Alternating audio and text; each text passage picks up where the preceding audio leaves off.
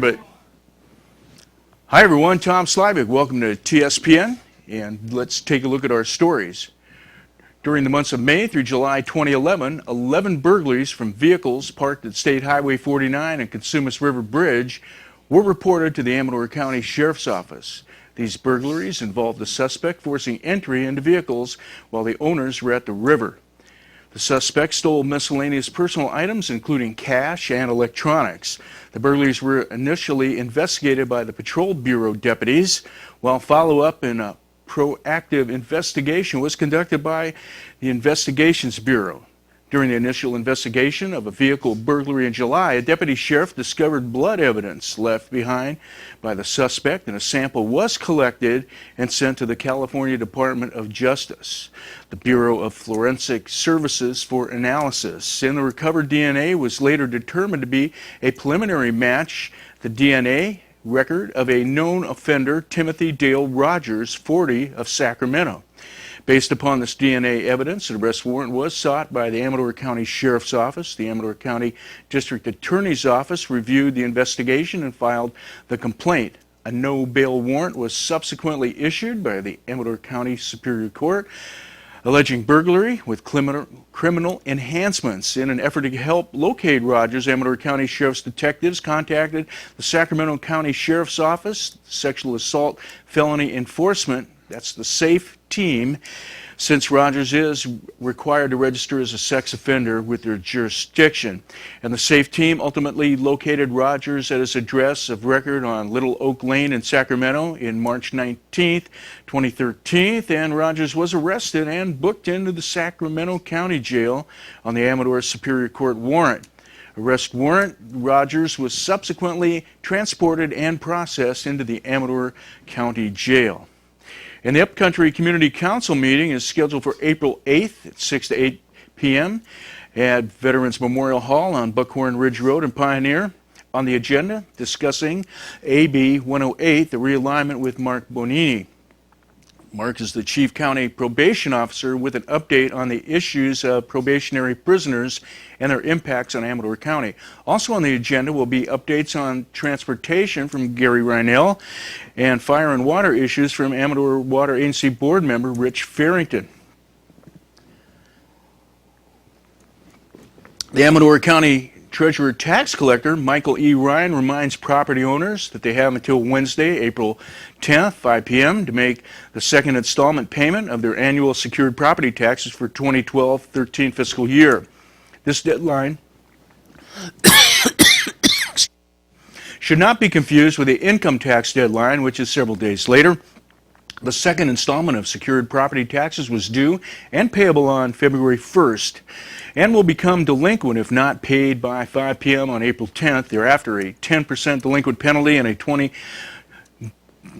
cost charge will be added. Taxes remaining unpaid after June 30th accrue additional statutory penalties at the rate of 1 to 1.5% per month, as well as additional fees. Ryan notes that payments may be made by mail or sent to the Amador County Tax Collector at 810 Court Street, Jackson, at 95642, and must be postmarked by April 10th, 2013 in order to avoid late penalty payments. They may also be made in person at the Amador County Tax Collector's Office, which is located on the second floor of the County Administration Center. That's at 810 Court Street in Jackson, between the hours of 8 a.m. and 5 p.m. Monday through Friday.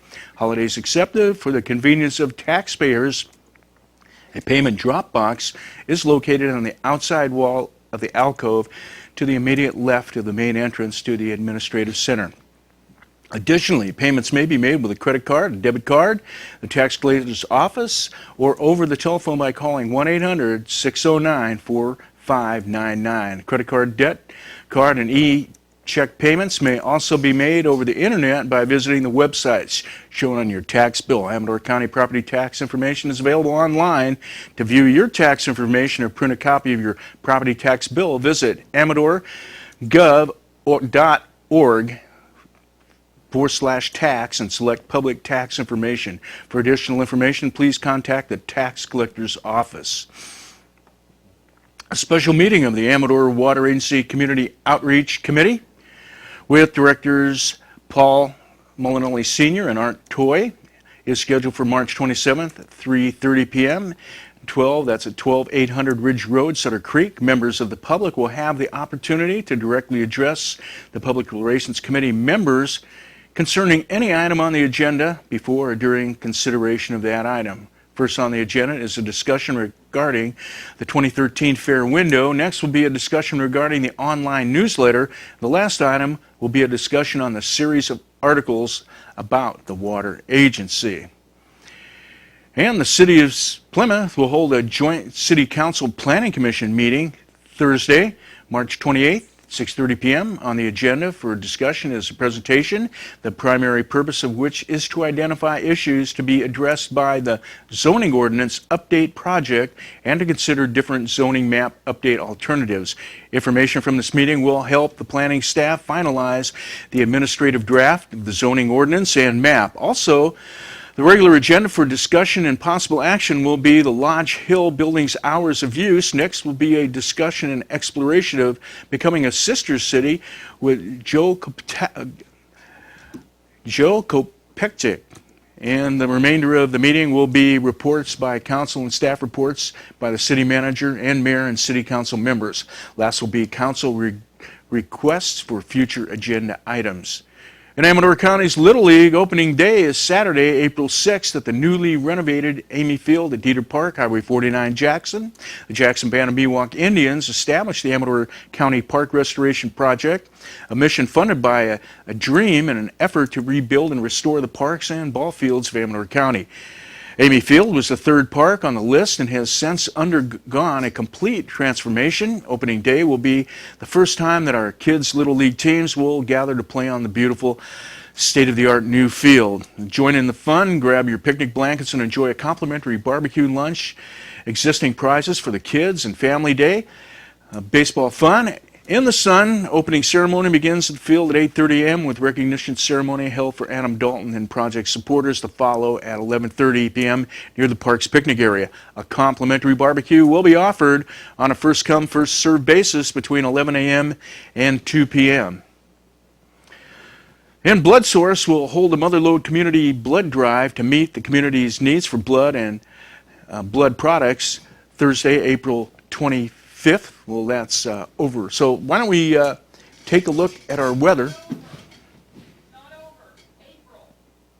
It's not over, I'm sorry. The 5:30 p.m. at Jackson Civic Center, the 33 Broadway at Jackson. All walk-ins are welcome. The blood drive is sponsored by Sutter Amador Hospital. Blood donations are used to treat burn victims, transplant patients, people who must undergo surgery, and those injured in accidents, patients with leukemia, and more. BloodSource provides blood to Sutter Amador Hospital in Jackson.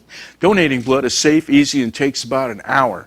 Donors must weigh at least 110 pounds, be at least 17 years old, 16 with a signed BloodSource parental consent form, and be generally healthy. There's no upper age limit for blood donors.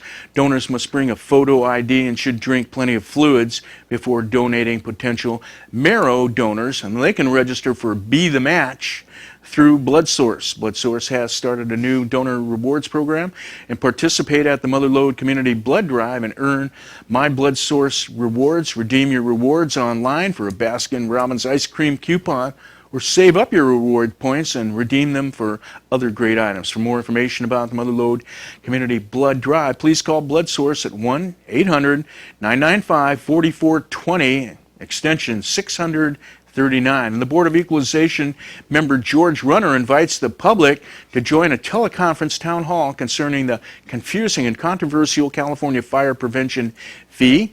And that'll be April 2nd, 2013 at 6 p.m. If you'd like to participate, register in advance by going to calfirefee.com/town hall or by calling 916-324-4970. You'll be receiving a telephone call at the start of Teletown Hall, connecting you with the group. And the mission of the Amador Community College Foundation is to advocate, facilitate, and support sustainable higher education in Amador County. The ACCF cannot do that without the help of valuable volunteers. The ACCF currently has online volunteer opportunities as well as office-based volunteer positions available. The Amador Community College Foundation needs the help of volunteers for mentoring students, tutoring in math and language arts, marketing, fundraising, developing partnerships with curriculum providers, and technology support volunteers. If you're interested in becoming a volunteer for the Amador Community College Foundation, please contact Karen Dickerson by phone 209-482-1369 or email Karen ltd@volcano.net. Let's take a quick look at our weather. It's a beautiful day out there today, with a 30% chance of rain. I think we had that a little bit in the morning with a high of 64, low of 46, winds out of the southwest 7 miles an hour on Friday. Mostly sunny, high of 69, low of 49, winds out of the east 5 to 8 miles an hour on Saturday. A 40% chance of rain, high 66, low of 47. Sunday, I think there's some chance of showers on Easter as well. The ozone levels are good today at 46. It should be good on Friday at 42. Burn day information, give them a call, 223-6246. if you want to burn your yard waste. And when I come back, I'll be with Pastor Mark Lyman, and so stay with us right here. We'll be talking about Easter Sunday. You're watching Amador County's local television network, TSPN.